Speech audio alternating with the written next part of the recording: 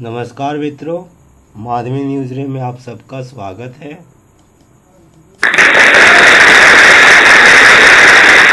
अभी हम क्लास 6 का साइंस विज्ञान करेंगे, जिसमें पहला और दूसरा पेपर है West Bengal Board of Secondary Education के तहत। चलिए देखते हैं मॉडल एक्टिविटी टास्क का समाधान। पहला है भौतिक व रासायनिक परिवर्तन के 3 अंतर लिखें। विषय है नए चीज़ की उत्पत्ति। भौतिक परिवर्तन, इसमें कोई नई चीज़ उत्पन्न नहीं होता। रासायनिक परिवर्तन, इसमें नई चीज़ उत्पन्न होता है। जहाँ तक अस्थायीपन का है, भौतिक परिवर्तन यह अस्थायी परिवर्तन है, जबकि रासायनिक परिवर्तन यह स्थायी परिवर्तन है। और वजन का प्रश्न है, तो भौतिक परिवर्तन, इसके वजन में कोई परिवर्तन नहीं होता, जबकि रासायनिक परिवर्तन में वजन कम या अधिक हो जाता है। उत्तर पूरा हुआ। आगे दूसरा प्रश्न, रासायनिक परिवर्तन घटने पर क्या क्या देखा अथवा महसूस किया जाता है, यह कैसे समझेंगे। रासायनिक परिवर्तन घटने पर मैंने यह महसूस किया है कि कोई चीज़ जब किसी नई चीज़ में बदल जाता है तो वह नई चीज़ फिर पहले वाले चीज़ में वापस नहीं बदलता। जैसे दूध से दही बनना, फिर दही से दूध नहीं बनता। दूसरा, कटे आलू का रंग बदलना, मोमबत्ती का जलना, भोजन हजम करना इत्यादि। उत्तर पूरा हुआ। अब हम तीसरा प्रश्न तरफ बढ़ेंगे। मोटूसी पक्षी किस तरह पराग मिलन में सहयोग करती है। मित्रों, यहाँ पर मोटूसी पक्षी को सन बर्ड बोलते हैं इंग्लिश में, चित्र में आप देख रहे हैं। शक्कर खोरा भी हिंदी में कहते हैं और भोजपुरी में फूल सुग्गी कहते हैं। तो चलिए उत्तर देखते हैं कि मोटूसी पक्षी किस तरह पराग मिलन में सहयोग करती है। इसके सामने का पक्षी का सामने का चेहरा देख रहे हैं, उनके चोंच। उत्तर, मोटूसी पक्षी जब एक फूल से मधु पीती है तब चोंच में फूल का पराग रेणु लग जाते हैं। फिर जब वह दूसरे फूल का मधु पीने जाती है तो उसके वही पराग रेणु उस फूल के गर्भकेशर में गिर जाता है। इस तरह मोटूसी पक्षी पराग मिलन में सहयोग करती है। अगला प्रश्न है, घर पर दही बनाने के लिए क्या क्या किया जाता है, इसे रेखा चित्र की सहायता से प्रस्तुत करें। तो ये रहा उत्तर। दूध को उबालना, फिर हल्का ठंडा करना, उसमें 1 चम्मच दही ठीक से मिलाना, 5-6 घंटा ढक कर रख दें। घर पर खट्टा दही बनकर तैयार। इसे आप एक चीना ऐसे काट दें, जैसे घर पर दही बनाना, ऐसे हेडिंग कर दे घर पर दही बनाना, और उस चीना से फिर इधर इसको दिखाएं, फिर इसको दिखाएं, इसको दिखाएं, या फिर घर पर दही बनाना ऐसे लिख कर, या इसके बाद दूध को उबालना, फिर ऐसे चीना एरो दिखा दे, तीर, हल्का ठंडा करना, फिर एक तीर दिखा दे, उसमें 1 चम्मच दही ठीक से मिलाना, फिर चीना दिखा दे, 5-6 घंटा ढक कर रख देना, और उसके बाद जगह नहीं हो रहा तो होगा आपका जगह, फिर ऐसे कर दे, या फिर नीचे ऐसे चित्र कर दे। अगर एक पेज में नहीं हो रहा तो आप चिन्ह से इस तरह ऐसे ऐसे कर इधर भी दिखा सकते हैं। तो ऐसे चिन्ह दिखाकर घर पर खट्टा दही बनकर तैयार, ऐसे रेखा चित्र कहा जाता है। रेखा के माध्यम से प्रस्तुत करना, ठीक है, हो जाएगा। मैं यह चित्र दिखा दे रहा हूँ। तो दूध को उबालना, दूध उबालना इसी रेखा का मैं बात रहा हूँ, इससे माप दिया। दूध को उबालना, ऐसे करके चित्र से हल्का ठंडा करना, फिर यहाँ पर ये चित्र दिखा दे, ये चिन्ह दिखा दीजिएगा तो आपका उत्तर हो जाएगा। चित्र बनाने की ज़रूरत नहीं है, आप चाहें तो चित्र भी बना सकते हैं। तो दूध को उबालना, उबालते हैं, उबालने के बाद हल्का ठंडा करते हैं। ठंडा होने के बाद उसमें 1 चम्मच दही ठीक से मिलाना, अच्छी तरह से मिला देते हैं, इसको जोरन बोला जाता है। फिर 5-6 घंटा ढक कर रख देना और दही बनकर तैयार। तो ये हो गया। आगे बढ़ते हैं हम। पहला पेपर पूरा हुआ मित्रों। अब दूसरा पेपर, मोल के सबसे छोटे कण को क्या कहते हैं?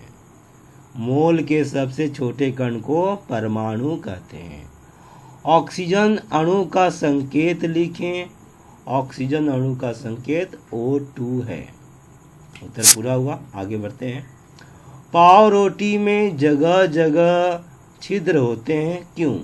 जैसा कि आप चित्र में देख रहे हैं, जगह जगह छिद्र है, जैसा एहसास हो रहा है, क्यों? दरअसल उत्तर यहाँ से होगा, अंडरलाइन किया हुआ है, उसे आपको लिखना है, मैं पढ़ दे रहा हूँ। पाव रोटी बनाने के लिए मैदा, आटा और पानी और ईस्ट, मित्रों यहाँ पर और पानी मत कीजिएगा, अभी ईस्ट भी हमको लिखना है। मैं फिर से आपको बता दूं, पाव रोटी बनाने के लिए मैदा, आटा, कॉमा ही रखेंगे, कॉमा देंगे, फिर पानी और ईस्ट, खड़ी पाई कोई नहीं रहेगा। तो पाव रोटी बनाने के लिए मैदा, आटा, पानी और ईस्ट का व्यवहार किया जाता है। ये ईस्ट है। ईस्ट एक तरह का एक कोशिकीय फंगस है। मैदा या आटा की शर्करा को ईस्ट तोड़ देता है। इससे कार्बन डाइऑक्साइड और अल्कोहल तैयार हो जाता है।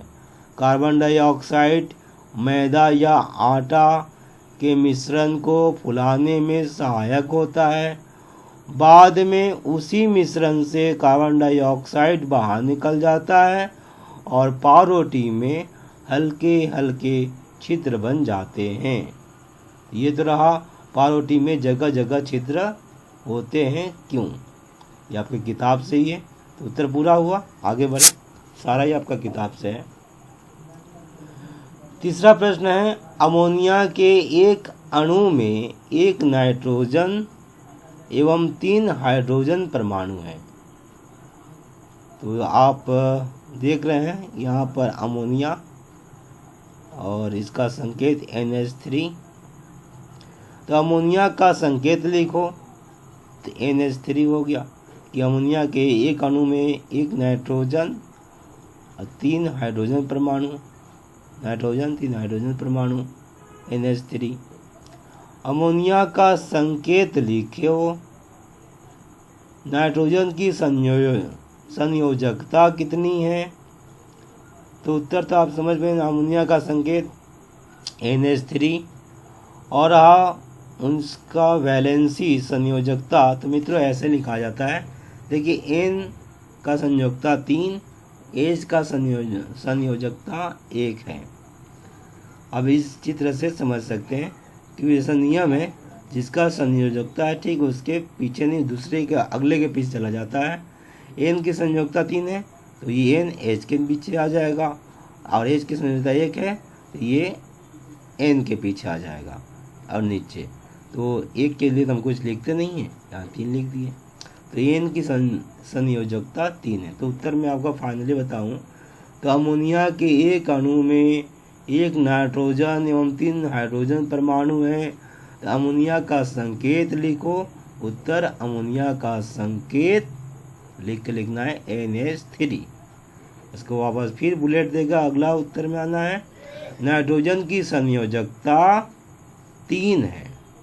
उत्तर पूरा हो जाएगा। आगे बढ़ते हैं। धान की खेती वाले जमीन पर अजला की खेती करने का क्या कारण है? तो किताब से यहाँ मिला उत्तर कि तो उत्तर है, धान के खेत में जब एजोला के पत्तों की खेती करते हैं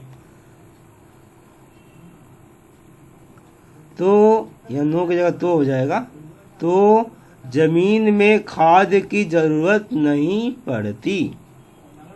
ये आपका उत्तर है। धान की खेती वाले जमीन पर अजला की खेती करने का क्या कारण है? आगे भी लिख देंगे। वास्तव में एजोला एक प्रकार की कलमी लता है। इसके पत्तों के बीज में एक प्रकार का बैक्टीरिया मिलता है जो हवा में पाई जाने वाली नाइट्रोजन को बांध कर रखती है। ये उत्तर पूरा हुआ। अब एजोला का चित्र देख रहे हैं आप। 5 नंबर है, चीनी का दाना जल में घुल जाने पर दिखाई नहीं देता है। जैसा कि आप चित्र दाना देख रहे हैं, घुल गया, दिखाई नहीं दे रहा है। तो किस किस परीक्षा द्वारा यह बताया जा सकता है कि चीनी का अणु जल में ही है, खो नहीं गया है? तो पहला स्वाद से चीनी का दाना घुला जल पीने से मीठा लगता है। इससे यह पता चलता है कि चीनी का अणु जल में ही है, खो नहीं गया है। दूसरा मित्रों, गर्म करके चीनी का दाना घुला जल चूल्हे पर गर्म करने पर चाशनी बन जाता है। इससे यह पता चलता है कि चीनी का अणु जल में ही है, खो नहीं गया है। उत्तर पूरा हुआ। आगे, लाल चींटी एवं गिलहरी किस प्रकार पौधों पर निर्भर रहते हैं? लिखे।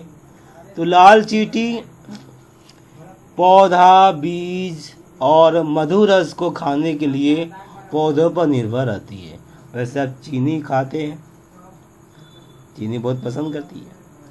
आगे, गिलहरी अखरोट, बीज और फल को खाने के लिए पौधों पर निर्भर रहते हैं। वैसे ये भात वगैरह भी दोनों खाते हैं। ठीक है, तो आगे बढ़ते हैं हम। पूरा हुआ मित्रों, बहुत बहुत धन्यवाद। प्लेलिस्ट में जाकर आप बाकी सब पा सकते हैं माध्यम के। चलिए एक और बच्चा करते हैं। नमस्ते।